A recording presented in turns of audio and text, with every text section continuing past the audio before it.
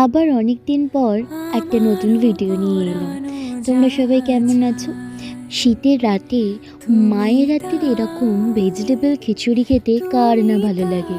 তো মাকে সেদিন আবদার করেছিলাম যে একটু খিচুড়ি আর লাবড়া বানাতে। তো যেমন ভাবা তেমন কাজ, মা বানিয়েছিল প্রায় অনেকটা এরকম সবজি দিয়ে, গোটা গোটা ফুলকপি দিয়ে আর পনির দিয়ে খিচুড়ি। তার সাথে ছিল গোল গোল আলু ভাজা, এবং তার সাথে ছিল আমাদের সবার প্রিয়, প্রায় বলতে গেলে লাবড়া।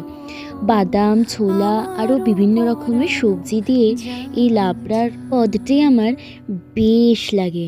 তার সাথে ছিল ডালের বড়া, কারণ নিরামিষ যেহেতু সেহেতু ডিম ফিম আর নেওয়া হয়নি। ডালের বড়া দিয়ে খেতেও কিন্তু বেশ লাগছিল। আর তোমাদের কার কার এরকম ফুলকপির খিচুড়ি খেতে ভালো লাগে? তার সাথে ছিল টমেটো খেজুর দিয়ে চাটনি। এই চাটনিটা তো বাঙালির প্রিয় হবেই হবে। একটু বেশি করে কাজু কিশমিশ, তার সাথে এরকম এরকম গরম গরম খিচুড়ি। আচ্ছা, তোমাদের কার কার খিচুড়ি খেতে ভালো লাগে আমাকে কমেন্ট করে জানিও। আজকের জন্য এইটুকুই, টাটা।